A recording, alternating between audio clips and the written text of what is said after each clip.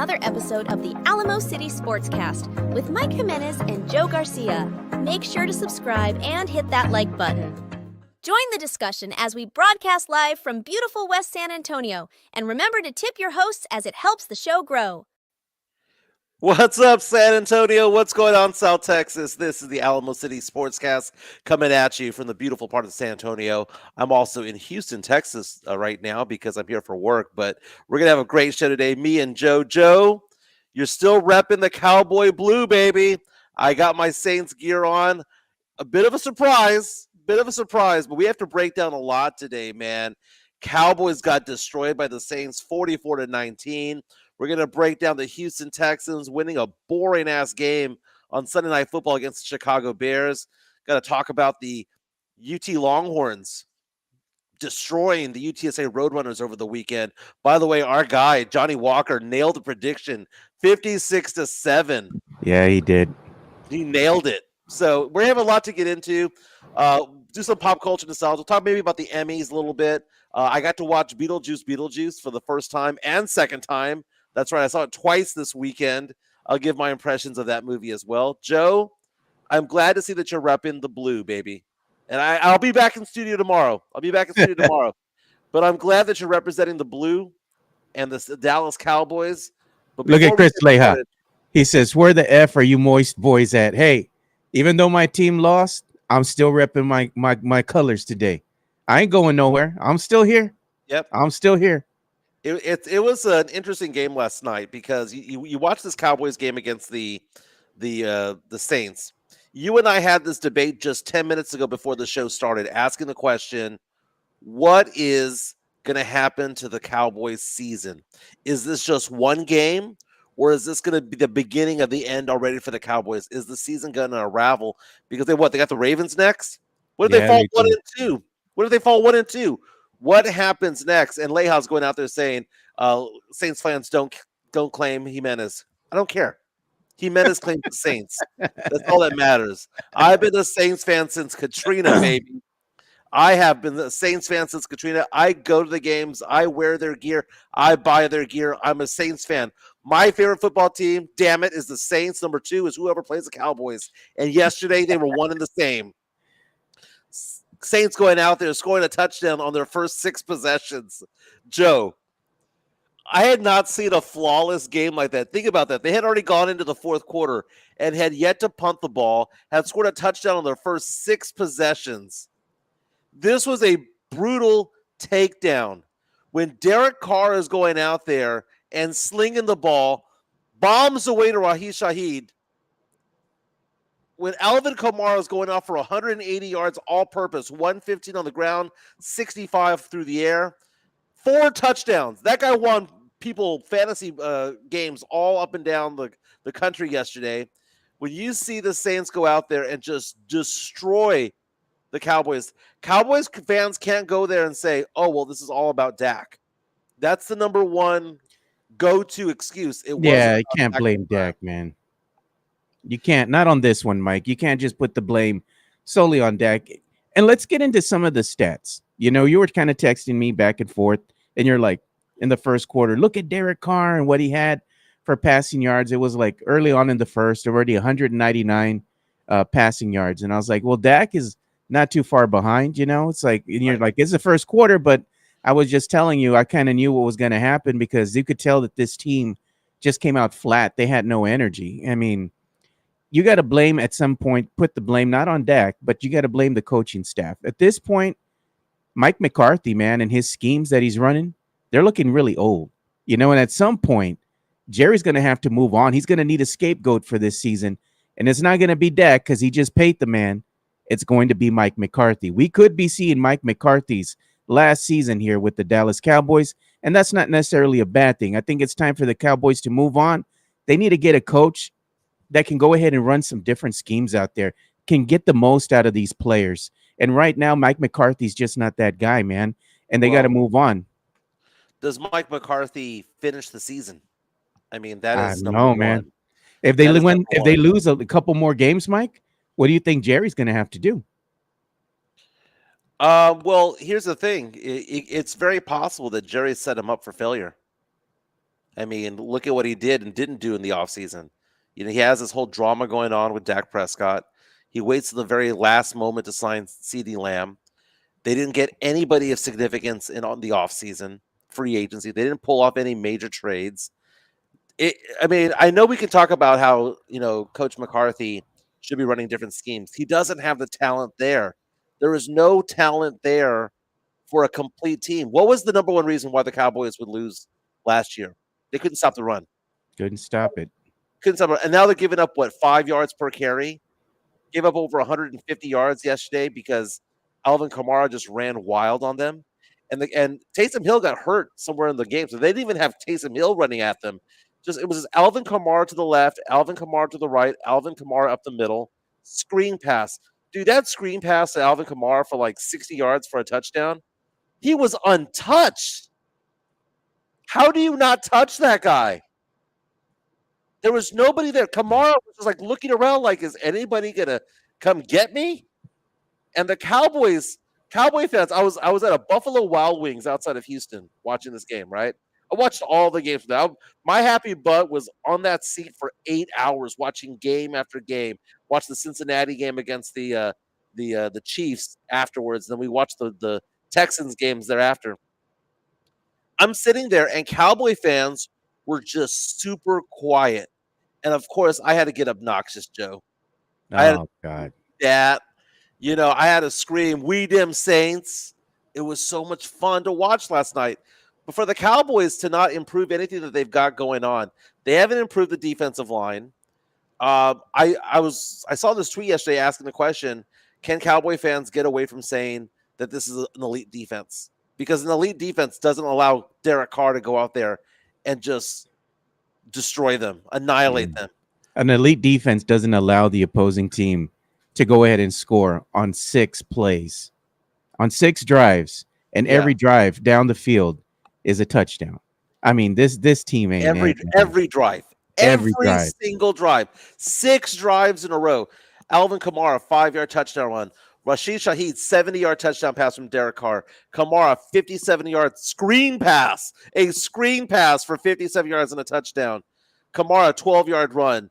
Kamara, 7-yard run. I mean, it was just Kamara all day long. They couldn't stop him.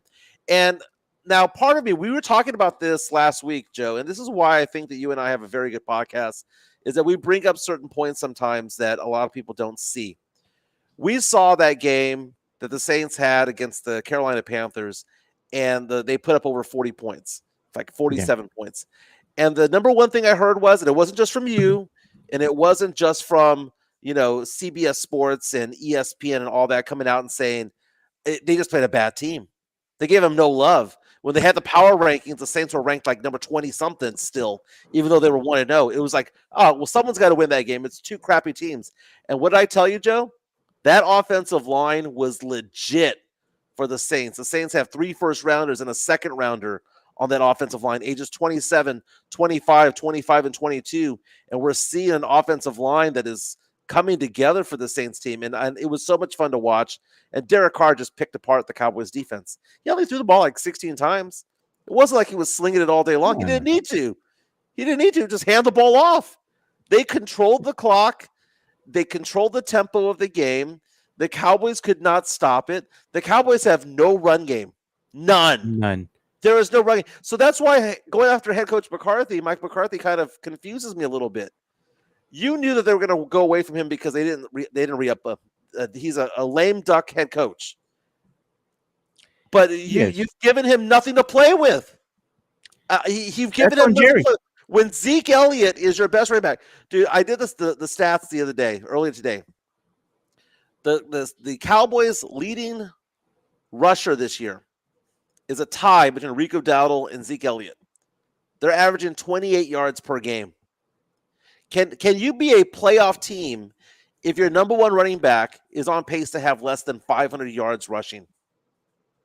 No, man, you can't do that. And the thing is, when you look at the Cowboys running game and you're looking at the running backs that they have out there, collectively, I would say this is the worst that the Cowboys have looked as far as running backs. They're averaging somewhere in the neighborhood of a little over 3 yards per carry. Right. That's basura, dude. Garbage. Mhm. And again, the Cowboys have never been known for a strong running game. You go back to last season, that wasn't their strong suit. It seems like they've gotten even worse going into this season in that department, which means that they become a one-dimensional team, meaning that it doesn't take much for the other teams to scheme against them. Let's just go ahead and drop back. Let's force Dak to go ahead and make some bad throws. Dak had 2 interceptions, on the game.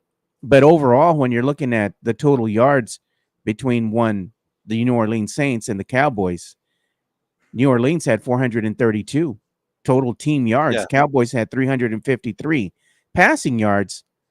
Look at what they had here. I mean, New Orleans had 242. Dak had 285. The rushing yards is the disparity here. Rushing yards as a team, the New Orleans Saints had 190. Cowboys 68. Mike, that ain't gonna get it done. You couldn't even break the century mark, man. Right. Yards per play. The New Orleans Saints 7.7, Cowboys 5.3. I mean, you're just looking at what's going on down the line, and the stat line isn't that bad. I mean, of course, the rushing yards are one of the gaping holes that you can see here, but everything else, it wasn't that far away from the Saints. But the problem was that the Saints were money this whole game. Every time they went down that field, they scored a touchdown. Cowboys couldn't do that, man. And again, the Cowboys at this point, I'm going to go ahead and I'm a Cowboys fan out there, but you got to ask yourself, Cowboys Nation, is Mhm. this team just an average team? Are we just going to see a average team out there, meaning that this team isn't going to be anywhere near sniffing the playoffs? This could be a team that's actually going to be a lottery team. You might have to Yeah. rebuild the whole thing. Just go ahead and blow it up. You're going to have to let Micah Parsons walk. I mean, something's got to give. The Cowboys yesterday got exposed. Bad. Is basically what you're saying. They got exposed, and we had someone ask the question. Is it Bill Belichick time? I think it was David Outwater asking, "Is he going to make it to the Week 10?" I predicted before the season started, Joe. I don't know if you remember me saying this, that the Cowboys would fire Mike McCarthy when the Texans go over there and whip up on them in November. That's going to be the time. They got exposed. Offensively, no run game. We've been saying that from the beginning. Think about how Cowboy fans said that all offseason. What do you mean that Zeke Elliott is our RB1? What do you mean that we're going to get Dalvin Cook off basically the waiver wire? What do you mean we're going to have Rico Dowdle as RB2? What And do you remember, mean by all that stuff? Dalvin Cook's on the practice squad. Yeah, he is. He is. He just got brought into the team, 10 days before the season started. So Jerry Jones set up Mike McCarthy for failure. He did. Now the question becomes, well, who do you bring in? People are saying, well, what about Bill Belichick? Dude, Bill Belichick wants power. Bill Belichick wants to have control over the roster. He wants to be the de facto GM. Do you really think Jerry Jones is going to do that? Hell no, Jerry ain't going to do that. And isn't even really a good thing to hire an old-ass coach anyway? I've been saying this about Pop. When Pop leaves the Spurs, there's no other team that wants him. There's no other team that wants Bill Belichick. It's not only just the coaching has passed them by, it's the fact that the power that they want to go along with the coaching. You see these old school guys that are failing right now, like Sean Payton, formerly of the Saints. He's old school. He wants to have control. But what's working these days? You see D'Amico Ryans going out there and working well with Nick Caserio. It's a different dynamic, man. There needs to be a youth movement amongst the coaching, and I would like for the Cowboys to do that, to go find a nice young head coach someplace. The Saints have Clint Kubiak as their offensive coordinator, and things have changed, man.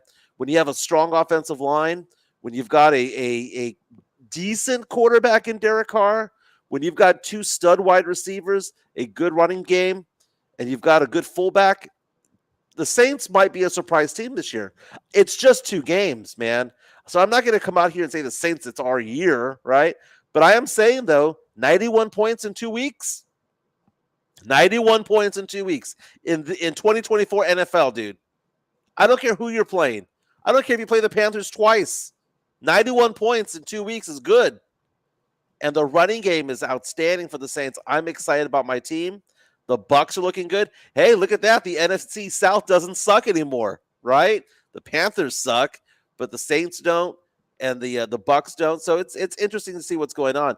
There I are a like lot of this comment here from yeah. Jesse A. Joe, you got to keep the same energy from the offseason. Just go with your Sancha team. And that's the thing that I love about this. Cowboy fan gets pissed because I'm publicly saying that I have a Sancha team that's not even in the same conference. I'm going for the Texans as my side team, right? My side chick. And hey, they had a good game yesterday. It was a bad game, but at least they won. Unlike the Cowboys, who just came out and just wet the bed from the get-go. Flat, no energy. But, keep on bringing that, man, because you know what? Even though you don't think that I'm a Cowboys fan, I'm still repping my team. Are you? Did you walk into the office this morning wearing your Cowboy blue? Because if you didn't, don't be talking your shit. I'm here in my Cowboy gear. The Cowboy fans are going to be Saints fans in about 6 days because the Saints have the Eagles at the Superdome next weekend. So it's going to be funny. They're going to be like, now do that to them. That's what I saw all yesterday. Saints do the repeat performance, do it against the Eagles next week. But you look at the NFL right now, the teams that have 2-0 records. Because if you're 2-0, the odds of you making the playoffs are exponentially higher than if you start the season 0-2. But look at the teams that are 2-0. You got the Buffalo Bills, the Pittsburgh Steelers are somehow 2-0, the Houston Texans, the LA Chargers, Kansas City Chiefs. 5 teams in the AFC that are 2-0. When it comes to the NFC, the Minnesota Vikings, who were supposed to be dead in the water because Sam Darnold's their QB1, is 2-0. The Saints, the Bucs, and the Seattle Seahawks. Where are you at, Niners? Niners losing yesterday. Where are you at, Cowboys? Cowboys losing yesterday. Some of these it's tough, man. As a Cowboy fan, you're gonna have disappointment, right, Mike? And this is one of the games that you want to get as a Cowboy fan. You want to beat the Saints because they have almost like a rivalry going back and forth, where the Cowboys always want them to beat the Saints, But when you're seeing losses like this, it's hard to stomach as a Cowboy fan because I've been there before. When you're in enemy territory, Mike, and you're at a Buffalo Wild Wings, and you have a lot of Saints fans there that are going to outnumber Cowboy fan, and you got to be there privy to them talking their shit. You're talking your trash over there at Buffalo Wild Wings, and Cowboy fans just quiet in the corner, not saying nothing. It's irritating. It irritates the shit out of you because you got nothing to say when your team is getting bested by the Saints. They got curb stomped, dude. I was watching that game yesterday thinking to myself, okay, it's going to unravel. What did I tell you when you and I were going back and forth in our text messages? It's just the first quarter. I said it's just the first quarter. There's still a half to go. I was expecting this to unravel, right? Because the Saints were a touchdown underdog in this game. As a Saints fan, I even said that I thought that the Saints would lose this game 24-20. But as the game progressed, it went from the first quarter to the second quarter, I was thinking to myself, oh my God, the Cowboys have no run defense. They can't stop anybody. And that was the thing that the Achilles heel last year when it came to the Green Bay Packers running up and down Jerry World and destroying them in the playoffs. They couldn't stop it. And it was just so, Joe, it hurt me a little bit. I mean, I was giddy as a Saints fan watching touchdown after touchdown after touchdown. But I was thinking to myself, how embarrassing is it? How embarrassing is it to have 6 possessions in a row to start the game, end up in a touchdown? How demoralizing is that for the defense? How demoralizing is that for Cowboy fans? And my sister, huge Cowboys fan, was pissed off at me because I kept on sending her the Saints logo. I was just sending her like the logo every time the Saints scored a touchdown. Who dat? Who dat's going to beat them Saints? It wasn't the Cowboys. That's the most annoying catchphrase in NFL right now, man. Hearing Saint fans, who dat? Yeah. Who dat? Or what do you all do? Spin it and say, who dak? I'm just like, man, shut up, man. But what's funny to me too? Looking at all this, that's going on here, I knew that Tex-Mex Frank was going to come in hot here, and he's going to say, hey, un grito, viva Mexico, Independence Day. It was over the weekend. So smart. I did something special because I knew this was going to happen, Mike. So I'm going to play the video with the grito, or the picture that I put up with the grito. So here we go. Just for all the Cowboys Nation, me included. Hey, sometimes you just got to be humble, right?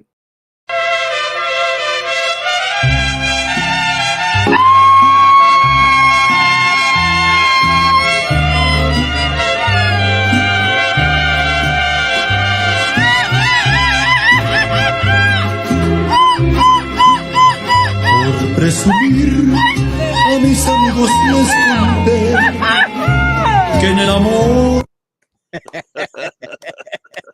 I like that one meme. Mom, can you come pick me up? Do you see the fights outside the stadium after the game? Oh, dude, this is embarrassing, man. Why do fans do this, man? I don't get it.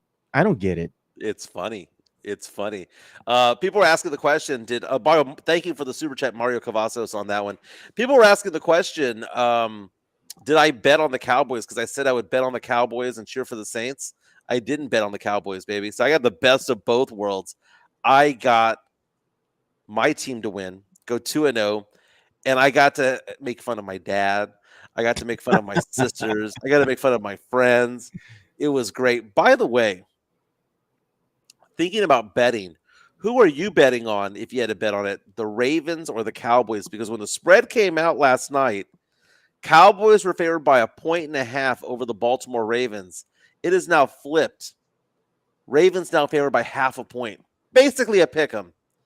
Joe, sometimes Vegas looks us dead in the eyes and says, they dare us to bet something, right? Yeah.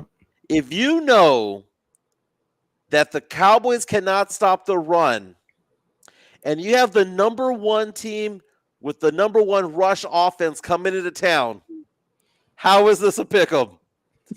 I feel like taking out a loan. I'm not saying you should do this, but I want to bet so much money on the Ravens because the Ravens with Derrick Henry, Lamar Jackson coming in, and you have this Cowboys defense who can't stop the run for crap. Alvin Kamara went off for 180. Okay, I know it's 65 receiving. I get that. But come on, man. What's Derrick Henry and Lamar Jackson going to do to this Cowboys defensive line? I mean, wasn't that embarrassing, though? I mean, as a Ravens fan, you have high hopes for your team, and they just come out and wet the bed back-to-back weeks, dude. They just can't get a win. And against the Raiders, bro, this team couldn't beat the Raiders? Yeah. Are the Raiders going to be a sneaky good team? Like, kind of like, hey, they're going to be competitive, but not enough to make the playoffs, but they could surprise some teams. I mean, they beat the Ravens 26-23. Exactly. And people are coming out saying, well, I mean, come on, man. They lost to the Raiders, right? The thing about it is you got to have a bounce back game. The Ravens can't go 0-3. You know, the Ravens lost to the Raiders yesterday. They lost to the Chiefs in week 1. They had it. They were an inch away from winning, literally an inch away from winning. You know, the incomplete pass in the end zone because toe on the line. The Ravens going into Jerry World. Their season's on the line already. How many teams make the playoffs if you start 0-3? This is This is the battle of the desperate teams this next weekend, dude. But the Ravens are more desperate because they don't even have that one win. At least the Cowboys got the one. They're coming in 0-2. They have the best rushing game in all of the NFL. They have to win this game. I mean, I'm looking at yesterday's box score of the Ravens. It's weird. They got Brock Bowers. Brock Bowers almost had 100 yards receiving in his second game in the NFL. Brock Bowers is the next Travis Kelce.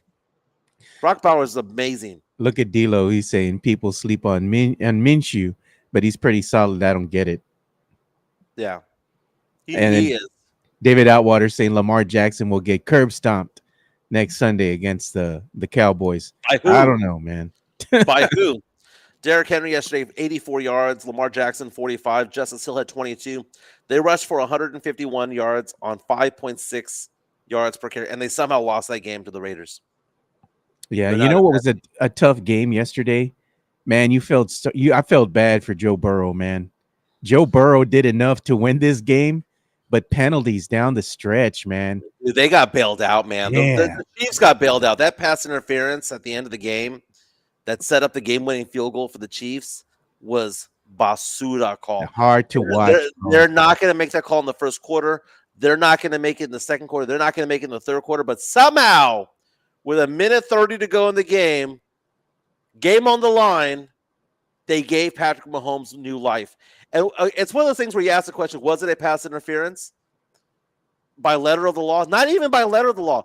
The defensive player has every right to go after the ball. That was not a ball thrown directly at the receiver. That was thrown a little bit high. The defensive player has the ability to go get it. And for them to call pass interference was the BS of BS calls this weekend. Absolute nonsense. Burrow did what he should have done. And here's the thing, though. They missed an extra point. That extra point cost them that victory because, that they could have gone for it made it different. It made a difference in the game, right? Look at Jesse A. Refs coming in clutch for the Chiefs like WWE. It was brutal. And they keep doing this with the Chiefs, man. Like the refs, they give the Chiefs, they have gimme plays for them, right? It could be game changers. Right. And it just seems somehow, some way, they always find a way for the Chiefs to win. I felt bad for Burrow because you could see he was disgusted, dude. They showed him on the sideline. He got his helmet and he just threw it on the ground because he's like, we had this game and it just, the refs, man, they let this one get away from them. And again, it comes down to a field goal. And of course, I mean, it's maybe 50-something yards, and it's going to be money. Sure enough, dude, straight down the line. Boom. Yeah, Harrison Butker got that bag for reasons because he's good. Yeah. 3 seconds left to go, man. That's all she wrote, Mike. Joe Burrow, 23 for 36, 258 yards yesterday, 2 touchdowns, no interceptions. Mahomes had 2 interceptions, and the Chiefs somehow overcame that to win the game. Burrow outplayed Mahomes. Dude, that was an awful call, man. That was an absolute awful call. A walk-off field goal to win the game. Harrison Butker from 51. It was money, dude. It was good from 70. Yeah, look at Chris Gonzalez. He puts, you cannot put the games in the refs' hands, That's true. You can't because things like this will happen. If you don't win convincingly against the Chiefs, there's no way that you're going to beat them because the refs are going to find a way to give them the game, man. Well, the problem is that more than half the games in the NFL these days are decided by 1 possession or less. So the refs are going to be involved. I mean, I'm taking a look. There was, 8 games yesterday decided by 6 points or less? Yeah, it just kind of is what it is. But the Chiefs going out there getting that victory was huge for them. That makes them 2-0. Look at the Bengals now, 0-2. The Bengals, there's a lot of teams out there that are going into week 3 already thinking to themselves, man, is the season already going to unravel? I mean, at least the Cowboys have a victory. We talked about the teams that have 2-0 records. The Bengals being one of those teams that have an 0-2 record. You know who else has a 2-0 record? Who's that? My Sancha team, the Texans. The Texans, baby. Going out to NRG Stadium here in Houston, beating the Chicago Bears. The Bears. It was an ugly game, Mike. Let's not lie. This was an ugly game. It was a boring game. It was ugly, dude. First quarter was fine, but it was a boring ass game. But you know what? Good teams win bad games, man, and that's what the Texans did. They go out there. What was the score? Like 19-13? 19-13, man. Ugly game, boring game on Sunday night. It was a slugfest. Most of the scoring in the first half. Caleb Williams finally got a little bit of yards being thrown. First game of the season, they got a win, but he only had 93 yards passing. He had 174 yesterday, but he had 2 costly interceptions. When it comes to C.J. Stroud, though, C.J. Stroud just managed the game. 260 yards, 1 touchdown, no interceptions. Not much of a running game for the Texans yesterday. They had some injuries there on the running game. Nico Collins had a big game, 136 yards receiving, 1 touchdown. He was the only bright spot really for the Texans when it came to the offensive side of the ball. But defensively, the Bears have weapons, and the Texans were able to bear down on them and make sure that they didn't go off. DeAndre Swift held to dude. Look at this rush defense. We talk about the Cowboys can't stop anybody, right? DeAndre Swift, 14 carries, 18 yards for 1.3 yards per carry. The Texans held the Bears to 3.2 yards per carry overall. Caleb Williams was the leading rusher for the Bears yesterday. DJ Moore didn't do much. I mean, he had 53 yards, but Adonze 33 yards, Kmet just 27. This was a victory by the Texans defense. When the offense isn't clicking, and if you can still win a game, that's a big deal, man. Texans now 2-0. What do we say about the Texans? They have a really easy start to the NFL season this year. They had to go what? We said 4-1 to make some noise in the playoffs. Yeah. If they went 3-3 after 6 games, they weren't going to make the playoffs because they have a really tough schedule down the stretch.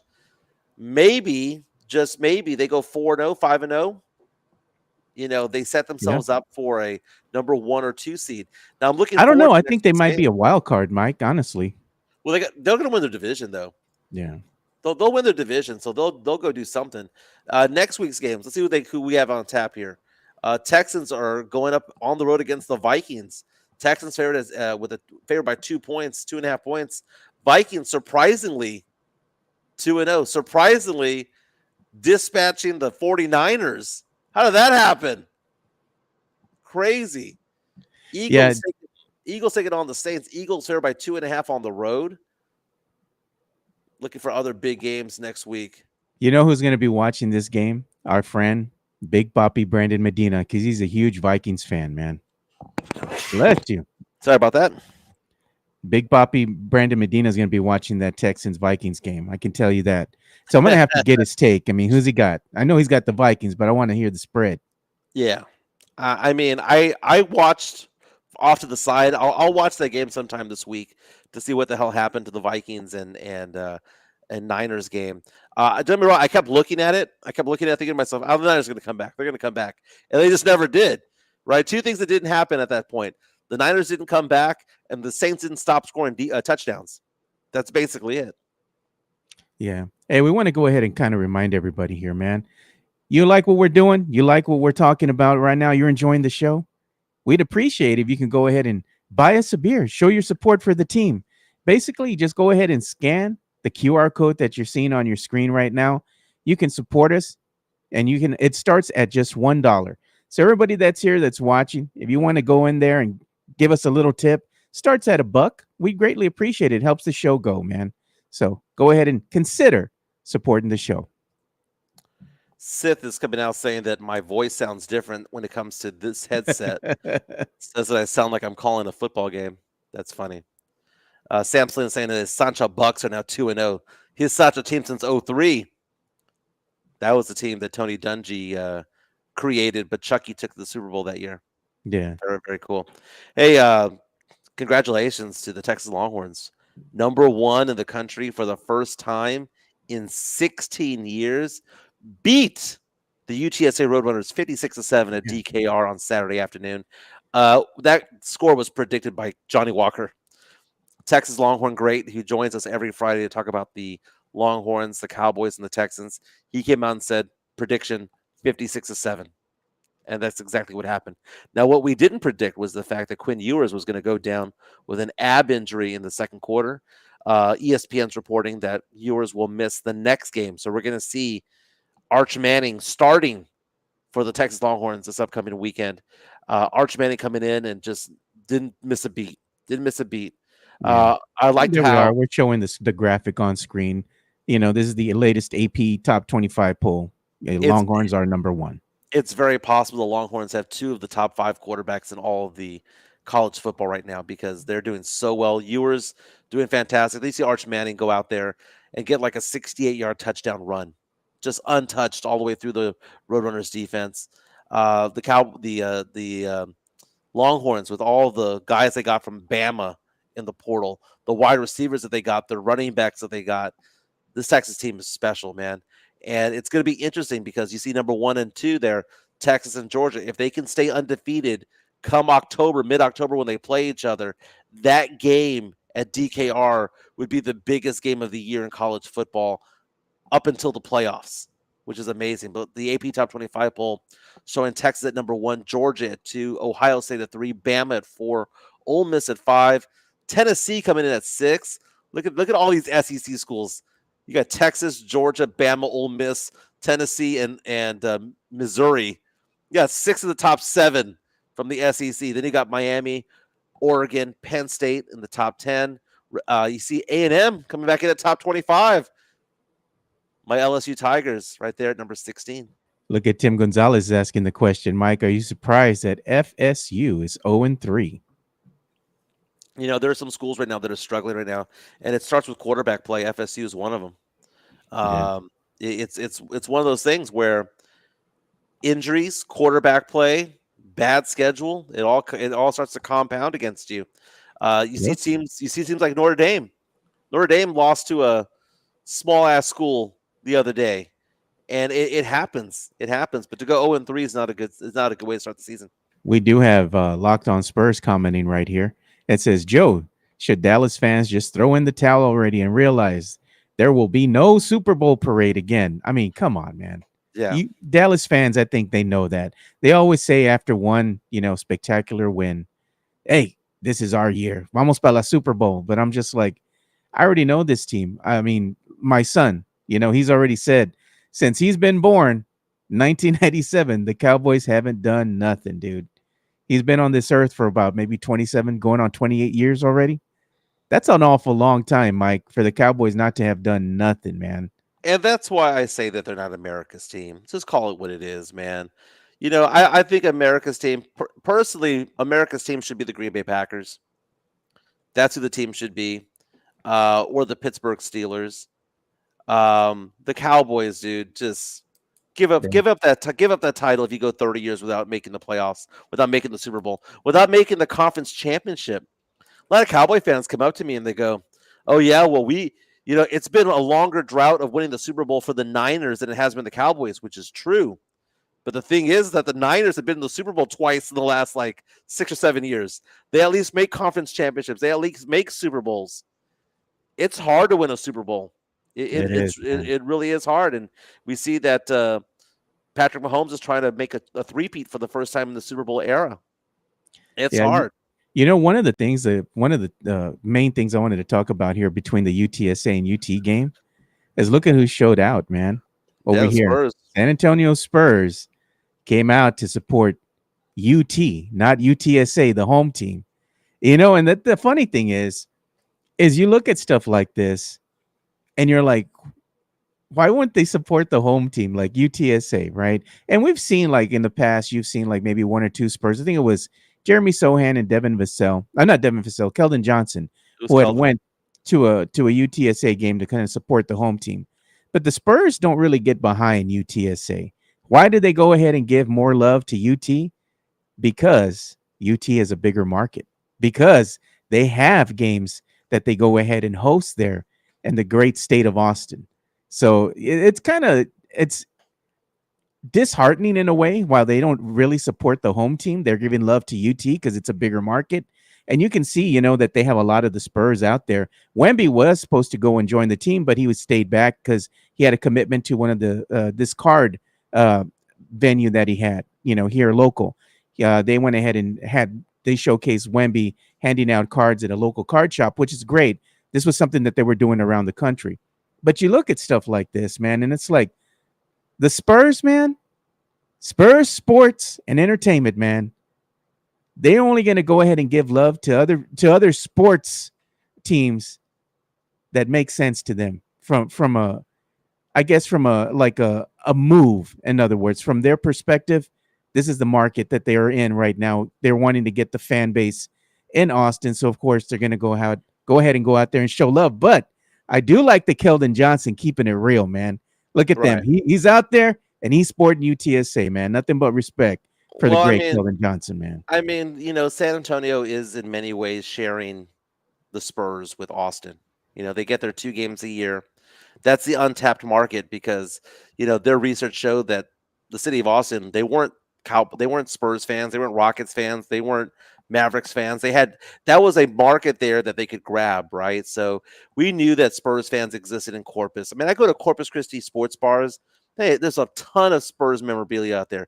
Corpus is a San Antonio Spurs fan base.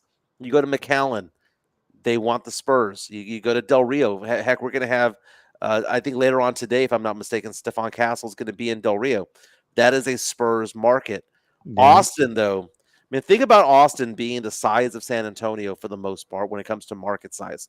Pretty damn close. And for that to be an untapped source of revenue, an untapped source of fandom is a big deal. UT going to UTSA, why are the Spurs not showing UTSA gear? It's just Keldon out there. It's because they're playing in Austin, man. They're playing in Austin. If the Longhorns, for whatever reason, played at the Alamo Dome, which will never happen unless it's a bowl game, Yeah. if they come down over here, maybe more Spurs will wear UTSA gear. But I'm not offended, man. I'm a UTSA grad. I'm not offended. I understand what's going on. That was the home. That was the home team. And then also, the fact that Texas was going to destroy UTSA. It wasn't a competition at all. I'm not offended at all. Yeah, I'm just saying, man. It'd be nice to have the Spurs go out there and support the home team, man. Like have it like a collective. Have some of the players come out there, Mamu and whatnot, come out and support the UTSA Roadrunners. I bet you the school would love it, especially if they sat near, where all the students sit, the student section. They'd have that section going all crazy, The students would definitely appreciate it, having them take some pictures with the players. That'd be awesome, man. But we'll see what happens. There's still a lot of games left in the season. I mean, we saw what happened with UTSA. We heard the comments from one Coach Traylor there. You could tell he's kind of going through things a little bit, and he's kind of letting people know that this team is kind of in flux right now. They're trying to look for their own identity, and he's like, hey, back in the day, when we had Harris and Rashad Wisdom and Sincere McCormick and all them, hey, we weren't really good right out the gate. It took a little bit of time for us to get it together. Right. Same principle here. I think that's what UTSA fan has to kind of think about as far as Coach Traylor and what he was talking. He was spitting truth, man. He's like, this team has to find their own identity. They have to have some cohesiveness together. And once they go ahead and start building that camaraderie, figuring things out, I'm sure they'll be able to turn things around, but it's going to take some time. Might not happen this season, but it could happen in the following season. So if you're a UTSA fan, stick in there, man. The team will turn things around eventually. Yeah, I think that Don Harris from News 4 San Antonio said it best a couple of days ago when he was talking about when UTSA lost to Texas State, that Coach Traylor knew about that was going to happen a long time ago. There is no identity there, no Frank Harris there. The offense has changed. And beyond Wisdom and Sincere McCormick, dude, all the star receivers are gone from recent years. They're gone, right? So it's a brand new bunch of kids that are out there. It's going to take a while for them to gel together and be better together. But they do have talent, though. They did get a lot of talent from SEC schools and whatnot through the transfer portal. It's just it takes time for it to marinate. It takes time because, Harris is not walking through that door again. No. He was there for so long, like 7 years. He was there because of injuries and redshirt season and COVID extensions and things like that. He's just not coming back. But you mentioned the Spurs. Let's give some love to Jeff Garcia from Locked On Spurs and Ken's 5, who brings us that daily content for your silver and black. Locked On Spurs is your daily Spurs podcast, hosted by Jeff Garcia, the lead Spurs writer for Ken's 5 San Antonio. Jeff has a healthy plethora of guests all the time on the Locked On Spurs podcast. You can also follow Jeff on Threads at Jeff G Ken's 5 SA. You can also follow Jeff on Twitter at Jeff G Spurs Zone. So make sure you go ahead and give Jeff a follow not only on Threads and Twitter, but also on YouTube at youtube.com/@LockedOnSpurs. This is where you're going to be able to find the replay of the Locked On Spurs podcast. Make sure to like, subscribe, and share. That's right. Daily content when it comes to your Spurs. I subscribe on Spotify. I subscribe on YouTube, and you should as well. You were showing those photos of the Spurs over at the UTSA game. And did you get that sense, Joe, that UTSA fans were salty about it, or was this just coming from you?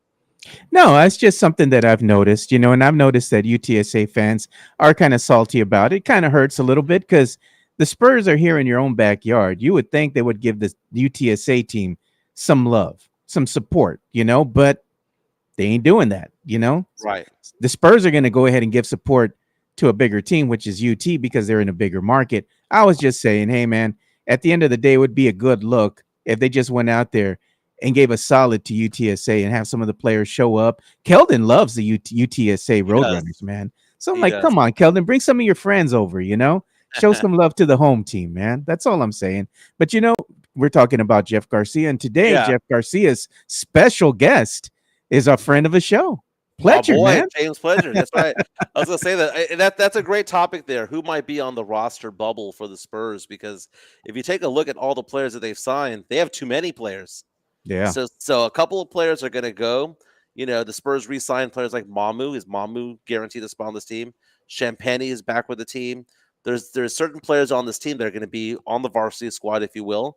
Some might be a couple of two-way players. Some might be out in Austin. Some have to get cut, right? So that's a great topic of conversation because the Spurs season, the training camp gets going in a couple of weeks, if I'm not mistaken.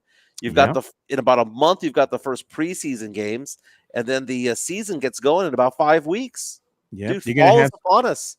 You have Spurs Media Day that's going to be coming up, and that's always a big thing for the local media. Get out there and get a first look at like Stefan Castle. They're interested in talking with Wamby. What does he think about his second season and the team with, Chris Paul, Harrison Barnes, So it's going to be fun to go ahead and hear the Spurs players talking with the media. So that's going to be coming up, and I'm sure there's going to be tons of content coming from one Jeff Garcia. Oh, most definitely, man. Get those one-on-one interviews and ask the quirky questions because that's what the media session's all about, right? It's nothing, of course, man. Nothing too serious. But lighthearted. It's very, very, very lighthearted. I want to go back to the Cowboys real quick. Yeah. The Cowboys, if they go 1-2, at that point, do you start cheering for them to lose? I don't know, man. Because okay, here's the thing. We were talking about them having a bad season. Let's say they go 4-13, right? Get a top 10 pick. Would they burn that on a quarterback? Because they signed Dak for 4 years. They guaranteed the vast majority of his deal. Dak Prescott is your quarterback of the future. He's your quarterback now. He's your quarterback tomorrow. What do you go after? If the Cowboys have a bad season, get a top 12, 13 pick in the draft, do you go after a running back? You're not supposed to spend draft capital on a running back like that. So what position are the Cowboys going to focus on in order to improve this team? That's what I don't understand. Like, what is the direction of this team? Because are they going to bottom out? Are they going to try to rebuild on what they have right now? You look at that Cowboys team, when the Saints go in there and expose you the way that they did, just repeat. Dude, the plays were the same over and over again, man. It was sweeps to the right. It was plays up the middle. It was screen passes, and it was deep shots to Shaheed. Repeat every single time. So exactly what do the Cowboys need to do? Is it just coaching? Do you want to bring in a Bill Belichick? Why not get a better young coach? Just somebody who's like a D'Amico Ryans kind of guy. There's got to be somebody in the NFL that's like that. Who's the hot commodity? Or do Cowboy fans want to have that guy that is, grizzled, who's been in the NFL for 30 years? That's the argument we have about Pop all the time. Well, who's going to replace Pop? It doesn't matter. It doesn't matter. Pop had no head coaching experience before he became head coach of the Spurs. None. He had none. Right? So just bring in a youth movement, man. Make it happen. Dak Prescott is a decent quarterback. They got a decent quarterback. They got no running game. And then what were the Cowboys doing out there down 23 points or whatever it was yesterday and having Zach Martin out there? Having CeeDee Lamb out there. Zach Martin injured in that game, right? Then you have CeeDee Lamb who took a couple of plays off after getting whacked. Why are those players still out there? Why was Dak Prescott still out there down 4 scores? Yeah, at that point, it's over, man. Like, pull your starters, dude. I'm trying to help Mike McCarthy out, but you can't have your players get hurt when that happens. Goodness. Yeah, that's just Mike McCarthy being Mike McCarthy. He still wants to compete, still thinks, hey, we might have a shot. Maybe Dak and the guys can put something together real quick. It's not going to happen, man. I mean, they're getting curb stomped 44-19. I mean, it's just not in the cards for you, man. You could tell that. I could tell that right out the gate. You being a Cowboy fan for life, you get a vibe from this team. And the vibe that I got from them right out the gate is they weren't bringing it, man. And he said, well, it's early on in the first quarter. I already knew, Mike. I already knew. And I hate being right at that point because I would have loved for them to come back and make this competitive. Even if they would have just lost by a score, but they made a triumphant comeback and scared the Saints to death, that would have given Cowboy fan hope. Hey, this team has some life to them. Nope, wasn't the case, man. So at the end of the day, Cowboy fan, you got to ask yourself a question. Is this team just average? That's all I'm saying. I am confused by what Cowboy fans are wanting at this point, because you have half the fans who want the team to try to win. You have half the fans who are trying to hope this team gets decimated and starts losing games so they get a better pick. This is very reminiscent of, remember, team play-in versus team tank.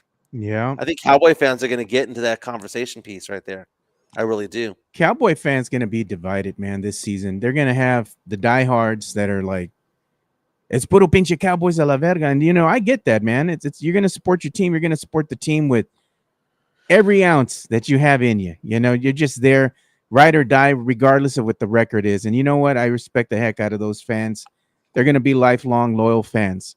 And you have the other faction of fan who's a realist, kind of like myself, which I still want the best for the team. But you're looking, and realistically, you look at this team and you know what you got. Mm-hmm. It's not going to be Super Bowl bound, might not even be playoff bound. I know it's early on in the season, but look at what's happened to them right now. They went from looking like world beaters to playing a Saints team, and the Saints team just humbled them. And I think this is going to be the normal moving forward for the Cowboys. Is they're just not going to have that magic this season, and we really might be looking at a team who's going to be a lottery team. Now, okay, so the Cowboys beat the Browns 33-17. That was a team with a really good defense, but Deshaun Watson is just trash these days. The confidence level that Cowboy fans had, I asked you this question last week. Well, what was the confidence level of you as a Cowboys fan going into the Saints game? And you said super high. I said scale of 1 through 10. You said a number above 10, right? So this has to be a deflating loss, even though you're looking at it going, oh, well, I mean, who did the Saints play? They beat Carolina, right? Someone had to win that game. The Ravens game, what's your confidence level right now? Oh, not confident. Not confident at all. At all. But look at Mario Cavazos. This is what I'm talking about. He goes, it's the second game of the season. What the F are you talking about? Mario, I'm being realistic, man. I'm looking at you. I'm looking at the camera, and I'm just telling you, you might have, as a Cowboy fan, I'm a Cowboy fan as well. This team might just be, they're just an average team, man. It doesn't matter the pieces that you have out there on the field. CeeDee Lamb, you got Dak Prescott, you got Micah Parsons. But beyond them, who else you got? Who's going to step up? You need to win the games against average teams, right? And the Saints come into this game. Maybe the Saints are a good team. We don't know. But you had to look at the Saints on the roster, on the schedule, and think to yourself, home game against the Saints. Come on, man. It's Derek Carr. Come on, man. It's Alvin Kamara's got to be older now, right? Yeah. But you look at the Cowboys schedule right now. I got it up right now. They got the Ravens next. They go 1-2. This could be a good game for the Cowboys to turn things around. You're right. If they could beat the Ravens. Right. Giants on the road. That should be an easy win. Giants suck ass. Now they got Mario's like, I'm not saying not going 1-16. I'm not saying they're going to go 1-16. No. I'm just saying this team might. What did I predict, Joe? What did I predict before the season started? I said 7-10. 7-10. This is falling in line with the 7-10 schedule season, because Cowboys week 5 on the road against the Steelers. The Steelers, who are somehow 2-0 on the road against them. Then the Lions come to town. Then the Niners come to town. Then you have the Eagles and Texans. Falcons somewhere in the middle of all that. Dude, but you know what? If the Cowboys beat the Ravens next week, Mike, it's going to be like, we're back. We're this back, is our baby. year. We're back, baby. Okay. Just tell me, as of right now, loss or win, right? Oh, man. You know what? Ravens. I'm going to call it right now, man. I'm going to say that the Cowboys, they best the Ravens next week, man. Oh, you're out of your mind, dude. I'm going to say it right now. Out of your Cowboys mind. are going to best the Ravens, dude. The best rushing team in all the NFL against that crappy-ass rush defense. I'll even give you a score, Mike. 27-23. Cowboys beat the Ravens. Dude, I think the Ravens scored more points than the Saints did. We'll see. Okay. So here's the thing. They got okay. So I think they're going to lose to the Ravens. I think they're going to beat the Giants. Will be 2-2. Steelers. Okay, let's say they win that game 3-2. That's a tough game though. They're going to lose to the Lions. They're going to lose to the Niners. They're going to lose to the Falcons. Beat the Falcons. They're going to lose to the Texans. They're going to lose to the Eagles. Cowboys are going to be 4-6. Look at Mario Cavazos. He said if they beat the Ravens, all it means is that the Ravens aren't as good as expected. Goodness, man. There you go, man. But you know what? Let's go ahead and also give some love to our boy, Chris Leha over at MCS General Contracting, man. Home of that diamond hard concrete. MCS General Contracting, more than 30 years of combined experience in concrete placement. They are the best in the business, honest pricing, high quality work. They get going on house foundations, driveways, concrete patio decks. If you want to extend the deck, extend the driveway. If you're a business and you need to put together a slab, a parking lot, or other concrete placement services or sidewalks, reach out to MCS General Contracting at 210-774-9155. They're confident in their skills, so give Chris Leha over at MCS General Contracting a call at 210-774-9155. And thank you for being a sponsor of this show. That diamond hard concrete, man. That concrete's so good. You would have thought it was a Saints player. Yeah. Hey, it's like a Saints fan, baby. He can make you a Saints, the fleur de lis, the logo. You want that, man, in your backyard. You want that in your pool. You want it made out of concrete so everybody else can gawk at it. He can do that for you. He can make you a pickleball court, patio. He can go ahead and make you a parking lot if you're a business. You want to go ahead and get it done right the first time? Yeah. You call our boy Chris Leha over at MCS General Contracting. Can we talk some entertainment news real quick? Sure, man. You want me to go ahead and get the bump ready for you? Let's get the bump going because I need to get something off my chest, and it really pains me. Here we go.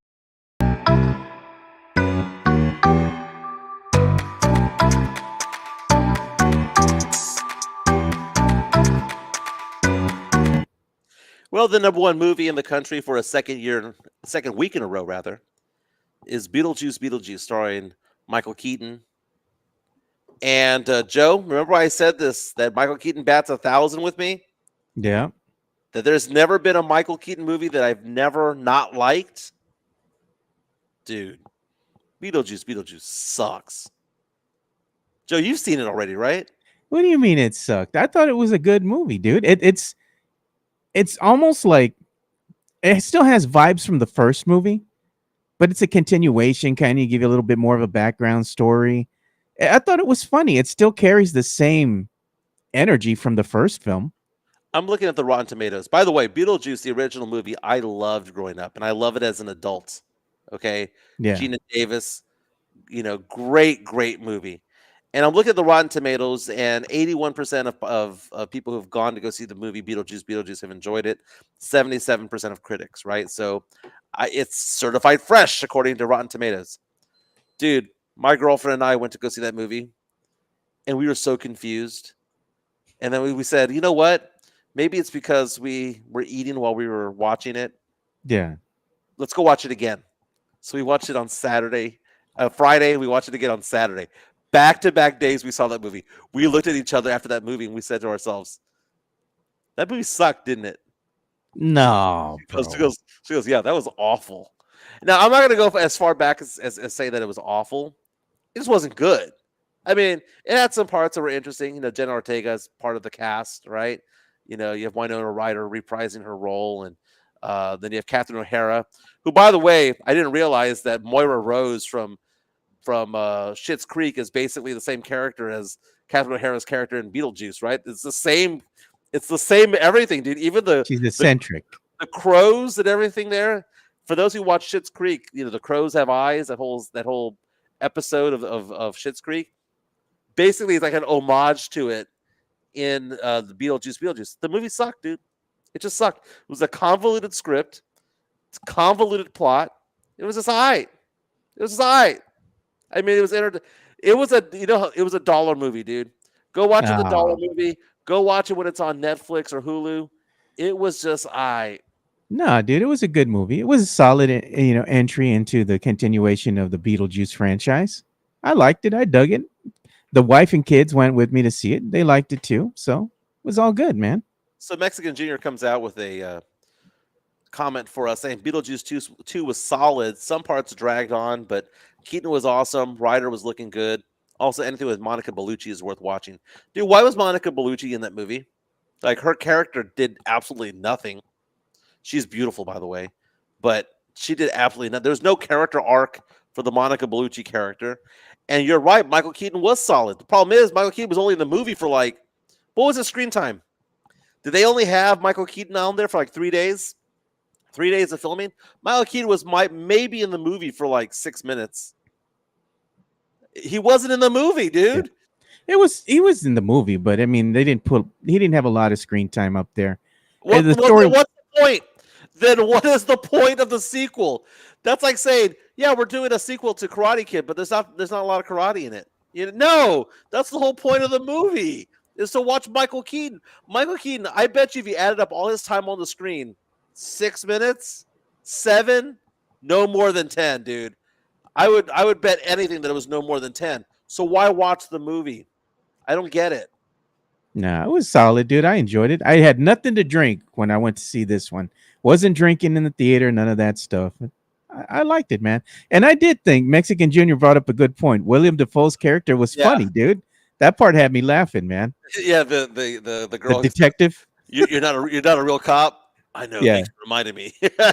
You're just an actor. Since we're on the subject of entertainment, man, one of the things that we got to show here. I was watching Noche, UFC's event that they held over the weekend, UFC 306. Yeah. It was held in the Las Vegas Sphere, man. And I got to tell you, dude, I mean, they knocked it out of the ballpark, bro. Look at these graphics, man. Oh, yeah. I mean, and the stories that they were telling, the narration, it was like a freaking movie, man. They're talking about the Mexican culture. They're talking about Dia de los Muertos, and I mean, it was just amazing. The ring girls were in full, Mexican garb. They even had them dressed up as, in Dia de los Muertos style with full makeup and everything, looking kind of like Aztec queens out there and everything. I mean, it was amazing, dude, to see this. I was watching it in my backyard with some of my friends. We had a little fire going on at night, in the fire pit, projector up there on the screen. I was watching this. I was watching the Canelo fight at the same time. We were doing shots of tequila. We had to, man. I busted out the Don Julio Blanco, and we're out there doing some shots around the fire. It was a great night, dude, for fights, man. I got to tell you. And people say that boxing is dead. I mean, come on, man. I've heard this old cliche over and over again. I did watch this Canelo fight, and I got to tell you, man, it was the same old thing. Canelo being Canelo. He won the fight. There's no doubt in my mind that he won the fight. But I got to tell you, man, this looked like the Canelo of old, dude. Canelo came out of there, and he came out the gate firing, bro. Usually Canelo will go ahead and just sit there for 3 rounds and kind of download data, very methodical. But he came out throwing hands, dude. I was like, the old Canelo's back, I guess, So it was a good show for Canelo. I'm looking forward to seeing more Canelo fights. I know he's in the twilight end of his career, but I'm looking forward to it. Other than, it was just saying on Saturday was a great night of sports. You had the UTSA game going on.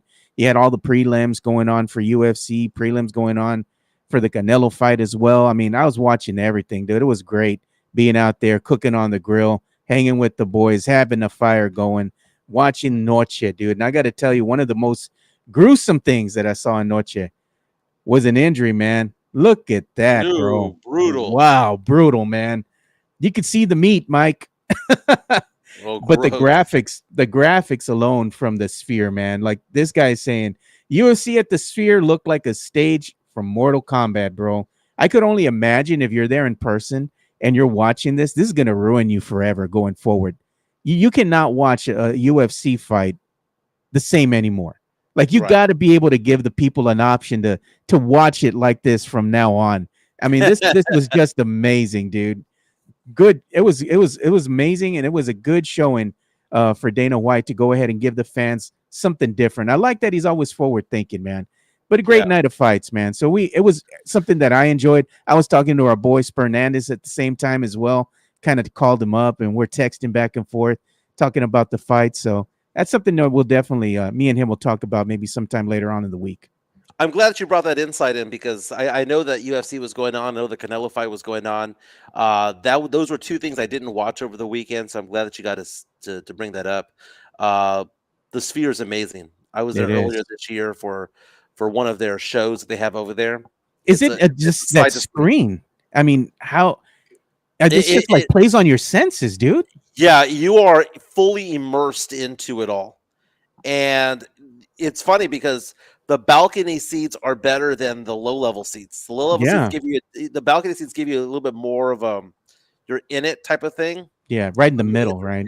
it's amazing, absolutely amazing. Can you do me a favor? Can you go to tmz.com and Sure. call up that video of Shakira? Bunch of cochinos in Miami over the weekend, dude. Damn. Shakira, according to TMZ, was performing at a Miami nightclub and got off the stage because she accused a fan or somebody in the audience of trying to record video of her upper skirt. Oof. So I you got mean, some cochinos doing stuff like that, man. yeah, it's the second story. So it says Shakira stormy stage exit after fan films up her dress that she dipped out of the concert. She called them out, but apparently the guy kept doing it.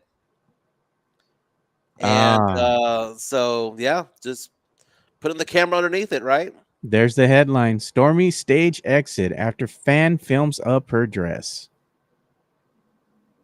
So apparently she called her out by pointing at the guy saying, like, I saw what you did. And then she started to dance a little bit more. And then he tried doing something towards her dress again. It says he awkwardly tugs at her dress again. That he tugged at her dress after trying to film underneath it. And she was like, I'm out. And she bounced. That's Joe? pretty sick, dude. Okay. I can't believe that somebody would do that. Like, tug at the dress? Yep. Or not much to tug at. It's a tiny dress, but Yeah, but like yeah, you should be able to touch people when they're up on stage performing. What's that? That's sad. That's so sad. Hey, saw a story the other day, and I gotta tell you about this, Joe. There's a woman in Greece who got arrested for setting fires on purpose, Oh God. and she got sentenced to 3 years in prison for it. And the reason why she set the fires on purpose was because she wanted the firefighters to come so she could flirt with them. She wanted to have a reason to have the firefighters in her neighborhood. So she's setting grass fires and things like that. And one got to be so big that it threatened a neighborhood. And the firefighters knew that something was up because every time a fire was started, she was there on the scene. And they're like, why is this woman still always here? Right? And she admitted in court that, yeah, she wanted to pick up a firefighter. She was hoping to flirt with one. Didn't know how to get in touch with one. Started setting fires. Sentenced to 3 years in jail. Dude, that's when dating apps don't work, Joe. That's damn, man. Oh, look at this, man. We have Tony Ornelas joining the chat late. He says, Mike, did you act like Stephen A earlier? Glad I missed it. 91 points in 2 games. Come on, man. I want to see the power rankings right now. I know we have to wait until tonight's game. You got a Monday Night Football game tonight. The Eagles are playing today. I know they play the Falcons, right? The Battle of the Birds. Yeah. I know we're going to have wait until tomorrow morning to get the power rankings. But the Saints better be in the top 12 in the power rankings. Better, because last week when the Saints destroyed Carolina, they were still ranked like number 22 out of 32 teams, right? They were completely dissed. Everyone's like, oh, no, they played a bad team. Now they open up a can of whoop ass on the Cowboys at Jerry World. 6 touchdowns in 6 possessions, holding that crappy running game by the Cowboys down, holding them back. I want to see what people think. I was watching earlier today Mike Golick. Remember Mike Golick from Mike and Mike in the Morning? Mike and Mike, yeah. Mike Golick was talking about the Saints, and he was glowing about them. He goes, man, there's always that one team that comes out of nowhere that goes on and wins 10 or 11 games. Comes out of nowhere, becomes a playoff team, and you don't know which team that is. And he goes, maybe it's Pittsburgh. Maybe it's Minnesota. Maybe it's the Saints. All 3 teams have something in common. They're 3-0. He goes, you got to look at these teams and ask yourself the question, by week 5, Where are they? By week 5, if either of these teams are 3-2, you have to take them seriously. And he was just basically saying that he was talking about Raheem Shaheed from the Saints. Dude, the guy is basically, I don't want to say he's as good as Tyreek Hill because he's not, but he's basically doing what Tyreek Hill does. He just once twice a game, try to go for that 60, 70 yarder, and he'll be there. He'll be there. And then that opens things up for Chris Olave. They're probably one receiver short of having a super solid team. They got an offensive lineman this year in first round of the draft. I wanted them to go get Brock Bowers, but Brock Bowers was picked by the Raiders. Brock Bowers with 97 yards receiving yesterday. Remember I told you before the season started? Yeah. My fantasy team, I was like, dude, I'm Brock Bowers heavy. I was in an auction league. I bought Brock Bowers, and I paid a lot for him. And they're like, I remember some guy looked at me mockingly and was like, what do you think he is, Travis Kelce? You know what I said? Yeah, I do. I do think he's Travis Kelce. By the way, Marvin Harrison Jr. yesterday, 2 touchdowns. He only had 1 reception his first game of the season. Everyone's like, throw him the ball. Had over 100 yards and 2 touchdowns. It's great, man. I love seeing these young guys come in there and do very well. Xavier Worthy starting his career right with the Chiefs. I don't think he did much of yesterday because I was watching that game. Dude, I know Mahomes is great, but I'm tired of officials deciding games sometimes. The Bengals got screwed over, man. They got screwed over big time. I'm going to look up Xavier Worthy's stats yesterday because I didn't see much of him yesterday. Was I missing something? By the way, the Commanders won 21-18 over the Giants. Again, a game that someone had to win, but Jaden Daniels, LSU, baby, looking pretty good. Xavier Worthy yesterday. Let's see here. For the Chiefs. Going out there for 2 receptions, 17 yards. Brought back down to earth. Only had 22 yards. I was watching that game. I was like, man, I didn't see him much at all. You know, one thing that I was going to say that we're going to go ahead and show as well. We're just going to chill everybody, man. Hey, man, you want to support the show again? You want to wear those Alamo City Sportscast T-shirts that our good friend Mario Cavazos was sporting at his work last Friday. So good on you, Mario Cavazos. If you want to go ahead and get some of our merch and help the show, and we have other, let's say, designs out there, just go ahead and scan the QR code. It's going to take you directly to the merch store where you can go ahead and buy our wares, man, and help the show grow. We appreciate it. It's a good-looking shirt, man. It's a good-looking shirt. Joe, can I tell you something, man? Yeah. I'm having a difficult time right now doing this podcast because I'm trying to prevent myself from burping. Oh, God. I hate burping, dude. I hate it. Last night, I went to Buffalo Wild Wings to watch the Saints-Cowboys game. Eating that bar fare. We stayed for and I've been eating good, dude. I'm down 22 pounds. We ordered wings, tater tots, and cheese curds. And we ordered beer after beer after beer. We probably had, and I'm not a beer drinker, Joe. You know that, dude. I don't like having more than 2 beers. I might have had 6. Oh man, I feel like ass right now, dude. I just have this reflux going on. I've just been burping all morning. Feeling dehydrated. Yeah. I mean, and it didn't even get a buzz, man. It was just gross. How do you guys drink a case? A case. Gross. Yeah, man. You're drinking a case. You're with your buddies, though, man. Everybody's like drinking beers. In our case, we're drinking some tequila, you know, because it was, like I said, over the weekend celebrating that Mexican independence. So you have to do some tequila, do some gritos. Isn't that today? Yeah. It's going to be the start of Mexican Heritage Month. So we're celebrating, you know, the weekend leading up to it. So, you got to have some tequila in the backyard, doing some gritos with your buddies. By the way, happy belated birthday to my dad. My dad turned 82 years old over the weekend. Oh, nice. I Venmoed him some money so that he could go to the casino because he was at the casinos out there. My mom hit an $1,100 slot machine yesterday. Nice, dude. She probably give it all back, but still, it's nice to hit it all. Yeah, you know what? We're gonna give you some love too, man. We got to go ahead and pump you up. Do it. Yeah, you know, I made fun of you about this because I said, Joe, I said, how about use a thinner photo of me? Because there are some that exist. Send me a photo and I'll go ahead and put it up there in the graph. Yes. So the reason why I'm not in studio is because I've been working out here in Houston. I have a meeting in the Woodlands at 1:00 that I need to go off to. I deal with financial services, so I help people with their retirement accounts. I help people with life insurance, disability, and things like that. I'm meeting a guy at 1 o'clock from the Woodlands who has a desire to take care of his kids, his adult kids, and his grandkids. He wants to do generational wealth transfer. And he was talking to me about how a lot of minorities don't do that. And life insurance is a way of doing that. So we're going to meet about that. We're also going to talk about his pension and the options that he has there, when to take Social Security.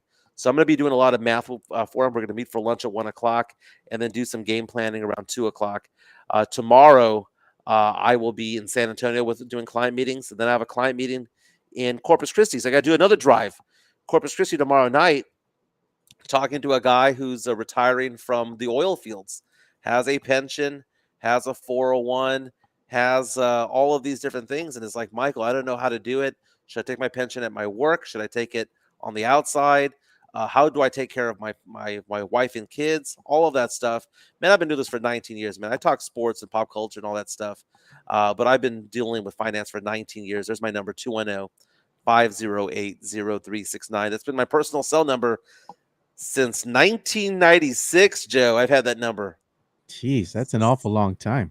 Yeah, it was either 96 or 94. It's been since I was a teenager, Joe. But I need a thinner photo, dude. Come on, man. I've lost 20 pounds since then. You got that Ozempic face going on now? Dude, I'm not doing Ozempic, man. Why is it? Dude, everyone's like, oh, you're doing Ozempic and Just for Men? Screw all of you guys. Because I've lost 22 pounds on my own, and my hair is just naturally dark, okay?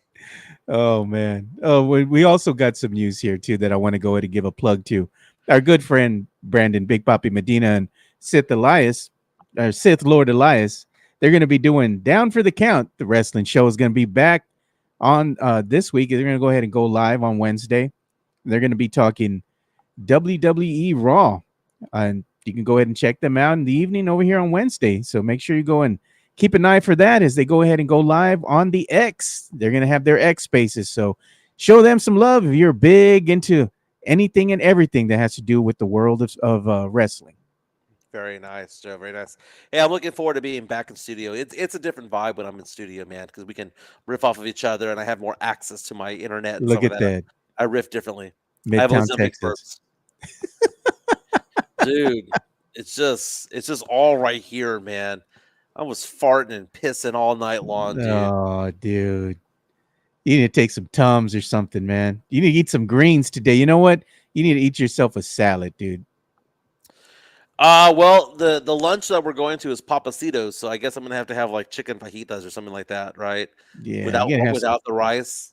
Have some greens, some avocado. Yeah, get some greens. Drink some water. Don't drink any alcohol, no soda, no tea, just water, bro. Well, I've got the mandarin orange sweetened 0-calorie water from carbonated water. Carbonated water from HB. It's actually pretty damn good, dude. You know what I was thinking of doing? I was thinking of buying the family a Christmas gift early, right? So I was over at the Target, man, over on the weekend, and I was looking at the soda streams they have there, dude. So there's these little machines that infuse the carbonated water, right? You can put them in a container or whatever, and you add the little drops to it, you know, to give it that flavoring, just like you're drinking there. It's all sugar-free and all that. So I was like, I might want to do that for the family, man. Go ahead and pull the trigger on that. And I was also looking at bigger air fryers because my daughter brought us an air fryer last year, and we use that thing just about every single day. But the one thing that we noticed about the family is that they love that air fryer so much. We need a bigger one, dude. So it's like that's what they use. They don't even turn the oven on anymore. It's always the air fryer. So I'm like, I got to get a bigger one. So I'm in the market for a new air fryer and that soda stream, man. I'm looking at those two items right there. You know, the girl doesn't watch my podcast at all because she played sports in college, but she doesn't watch very, very much of it anymore. Doesn't care about it. So I can tell you what I got her. One of the gifts I got her for her birthday, which is coming up. She had mentioned something before and thought it was funny. Like we saw something on TikTok, she thought it was funny, and then I just ultimately decided to go buy it anyway. So I don't know if it's a real gift or a gag gift, but it's an umbrella flask. Oh, yeah. Have you seen those? It's an umbrella.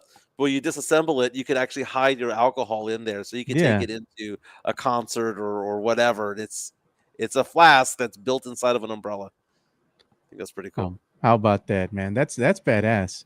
Because they also sell the plastic ones. You can put in like a boot or something. You know, you take it in the stadium with you. Dude, I've only taken alcohol inside the Alamo Dome because they don't have very much in there during UTSA games, No, man. man. It's just beer. Usually, it's all they have.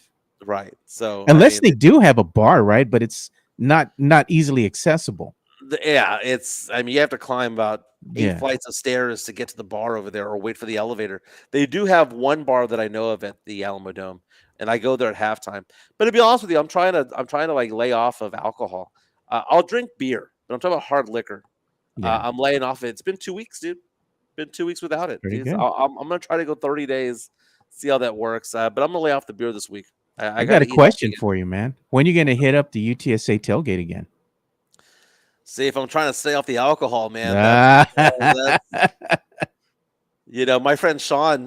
We were at my house watching Monday Night Football last week, and he poured me a shot. He goes, "Hey, I went to the restroom or something like that. I came back out. He poured me a shot. And I said no, and he thought I was joking. And I was like, "No, man, I'm trying to lay clear of alcohol right now, or liquor, not alcohol. Like I'll have beer, I'll have a glass of wine. Trying to lay off the bourbon. I'm trying to lay off the tequila. Trying to lay off the vodka. That's what I'm trying to lay off of." Look at that Sith Lord Elias, man. He says Mike is gonna ask the restaurant mariachis to play Pearl Jam. Dude, have you tried Metalachi Oh when they man. play Crazy Train? That's Oh awesome. yeah. Metalachi's amazing. You know what I liked? I liked that one rendition that they had. I know you don't like the movie The Big Lebowski, but they had a Mexican version where they're playing like flamenco guitar to Hotel California, dude. It sounds amazing, dude. I freaking love that song, dude. The way that it's played there in The Big Lebowski. Uh I, I I like when you take two different genres and you kind of like transpose them. yeah. There's a guy that I follow on TikTok right now who is like is a black guy who likes yacht rock, like Michael God, man. McDonald and all that stuff. Yeah. But he turns heavy metal songs into yacht rock, where he sings like he'll have somebody sing Enter Sandman in the style of Jeez. yacht rock, or just 70s rock, like hardcore rock. And he even did one for Van Halen, like saying Panama, by yacht rock standards. It was so funny and so good. Like it matches, dude. It matches the music. It's so funny. He's like, sleep with one eye open. It's just Yeah.